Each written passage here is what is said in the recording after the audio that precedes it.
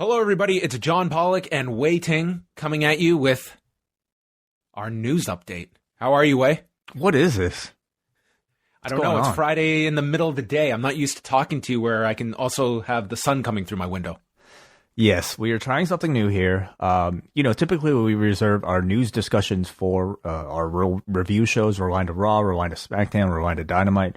Today we're going to try it a little bit different. We're going to get the news kind of out of the way, available for everybody, not just our patrons, just in a little kind of condensed pack here. And then tonight we'll be leaving all that space for SmackDown as well as your feedback. So let's just see how this goes.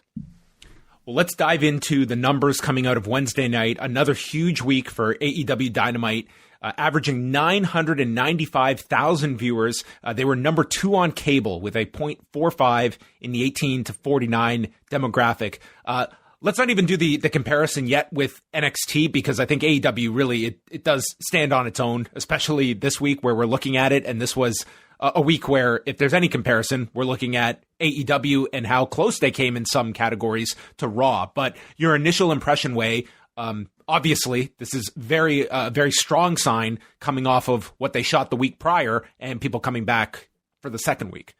I certainly expected, AEW to do really well. I was expecting it to not do as well as last week, simply because last week had such a big main event, and it was like a theme show that they were promoting as a sort of a mini pay-per-view on TV. So I definitely expected a bit of a dip, but to see the numbers as strong as they were tells you that how creative a job they did on that episode with that heightened interest for Moxley versus Omega to leave audiences with something to want to come back for. Certainly you look at Sting's return as, a real reason for that. Certainly you look at all the hype attached to this Impact crossover with Kenny Omega as a big reason for all this, and just in general making AEW seem like an incredibly hot show.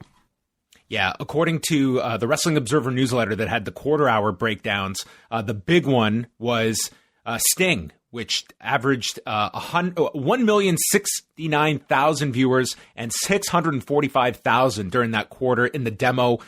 Not all that far ahead of the Shaq Brandy segment that also did a similar performance. So that was very big.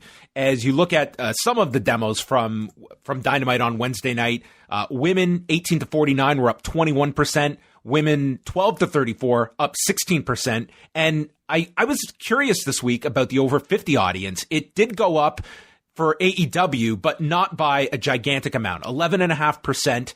And this is, again, life and death, taxes, and the AEW inability to top NXT in the over 50 audience. Those are your guarantees, Wai. And NXT, still winners in that over 50 demo. I don't think this is ever going to be a demo that is going to swing, but I was curious this week because you did have some elements on the show that if ever there was going to be that curiosity factor from that audience to sway one way or the other, I think it would have been this week.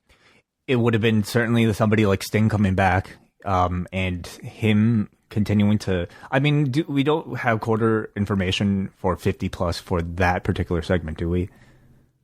Not specific to that demographic. Right. So, I would be slightly curious if there'd be any sort of increased interest for the Sting segment for that audience, but overall, not seeming to make a big deal of difference. So, the older crowd has made up their mind. For whatever reason, they prefer NXT to this.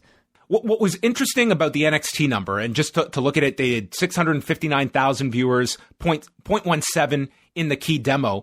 But when you're looking across, this was not a case of NXT saw all these declines and AEW saw all these increases. Like NXT did, compared to last week, they significantly recovered among their 18 to 34 audience. They were way up with their male audience this week. And I think that this is a case of there's two scenarios here. Either with AEW, which is a show that, it does do very good DVR viewership. Is this pushing that audience to be watching live for these important shows? Or are they creating either new fans or lapsed fans that are coming back? I guess that's an interesting question. But certainly for AEW, like we see with the female numbers, like they were healthy increases from last week for the Winter is Coming special. Yes. And this despite, not having much women's wrestling content. So evidently it doesn't really matter a whole lot, at least for attracting female audience members, whether or not there are female wrestlers on the show. Overall, I would say a really, really great week for AEW.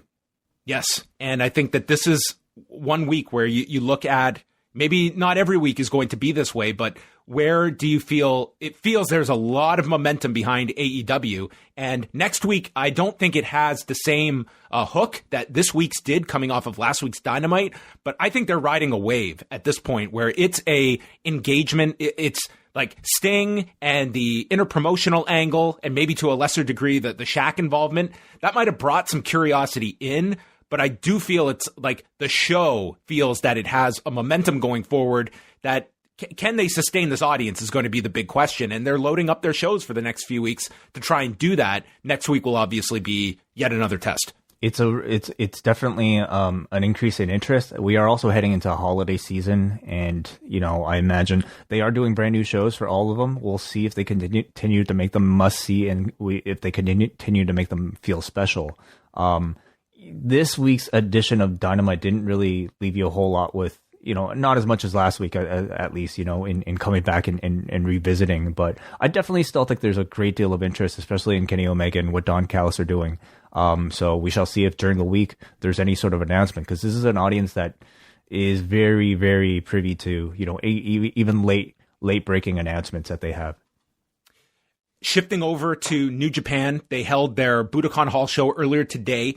Hiromu Takahashi defeating El Desperado in the main event to win the Best of the Super Juniors tournament. Afterwards, cutting a promo stating that before he looks towards a rematch with Taiji Ishimori for the junior heavyweight title, he wants to challenge the winner of the Super J Cup that will be streaming Saturday night on New Japan World from California, which I believe is a show that's been taped because from my understanding, it's like they can't be running in that building in California right now due to the restrictions. So I would imagine that's a taped show. The World Tag League, conversely, was won by the Gorillas of Destiny, defeating FinJuice. So most likely setting up a challenge for the IWGP tag titles at either January 4th or January the 5th. And also noting they will come back to Budokan Hall March the 4th for their anniversary card next March. So that's a big jump in venues for their anniversary card, but also, we're working with like a percentage of capacity that they can fill. So typically the show happens at Oda Ward Gymnasium, and now it is moving to a much bigger venue. And like you said, probably to facilitate larger partial crowds. Ring of Honor announced Friday morning that 4 performers will be off next weekend's Final Battle card. Bandito, Flamita, Kenny King, and EC3 all off, that the company is listing as pre-travel testing that the performers underwent, so they will not be appearing on the pay-per-view next Friday. They stated all 4 performers are doing well and resting at home. ROH wishes them a speedy recovery, looks forward to their returns in 2021. All other ROH performers, production staff, and general staff are safely in the ROH bubble after passing their second round of tests, because they're already there and will be, I believe, doing tapings in the coming days, and then the pay-per-view is next Friday. But that will likely either cause significant changes or outright eliminate the 6-man tag title match where Bandito, Flamita, and Rey Horus were to defend the titles against Shane Taylor Promotions. EC3 was going to face Jay Briscoe. Kenny King had not been announced yet for a match for Final Battle, but obviously would have been involved, whether it be the pay-per-view, the tapings, or both. So this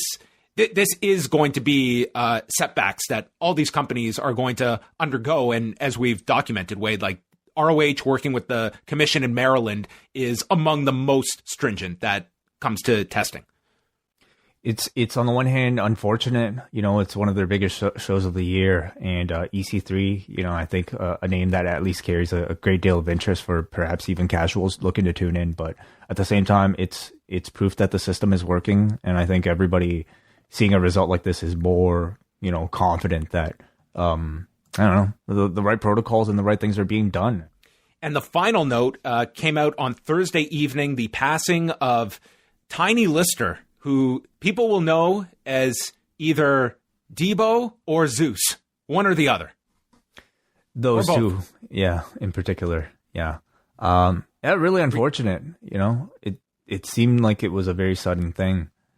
So Yeah, I believe it was his manager who had stated that he had been displaying symptoms of COVID. I don't know if it's officially been ruled that he had COVID or not, but had been displaying the symptoms. He was only 62 years of age. And while his wrestling career was not I would say, significant one, I mean, he only did a handful of matches. But, I mean, to me, when I think of Zeus, that to me was the WWF in the 80s at their absolute booking excellence, taking an extremely limited monster in Tiny Lister and building him up for Hulk Hogan and doing every promotional trick you could do, which really to me was a spotlight on their ability to get a monster over for Hulk Hogan. And they did an enormous number for that tag match at SummerSlam 89. This was, we're talking about like 575,000 buys for that tag match where it was Hogan and Beefcake against Randy Savage and Zeus. And then, of course, they came back. He did the Survivor Series that year. And then the match, the movie of No Holds Barred. And then did that absolutely dreadful Thunderdome doomed cage match at Uncensored many, many years later as a gangster. But, I mean, for the WWF run, it was, they got their mileage out of Zeus in terms of being able to take someone that was an extremely limited wrestler, but presenting him in such a light that people were hooked on seeing that showdown. It was a run that I guess wasn't really all that long, but certainly even, I mean, decades later has left enough of an impression. So something went awfully right with it all. And certainly in terms of physical charisma, the man had it plenty, despite not having perhaps the in-ring experience. And was featured in one of my favorite films of all time, Jackie Brown. Oh, featured in a lot of films, actually. Oh, dude, his resume is deep. Little Nicky, Beverly Hills Cop, The Dark Knight, apparently. Yeah, he had like a brief role in that as well. Like tons of stuff. Can I admit that I never saw the Friday films? I feel like I've seen them scrolling through TV, but I'm embarrassed I haven't seen them more thoroughly either. Maybe it calls for a review. That and what was the other thing you hadn't seen that people were criticizing? Oh, I had not seen. Oh God, we just talked about it the other day. I'm blanking on the movie that I have. It's not completely important. Blanked on. Well, that is all. Everybody, go watch Friday or Jackie Brown or all of them. Watch Friday on Friday. Perfect day for it.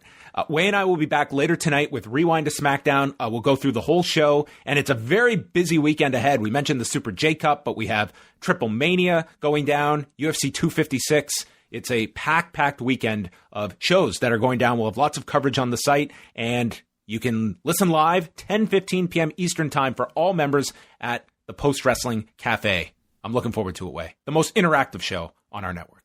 Join the Patreon, call in with your Zoom calls, and listen to us review SmackDown. And let us know what you thought about this. Trying out separating the news segment from the actual review itself. A little bit more punchy, a bit more immediate. If you guys enjoy it, maybe we'll try to do a bit more. There you go. That is your post-wrestling news update.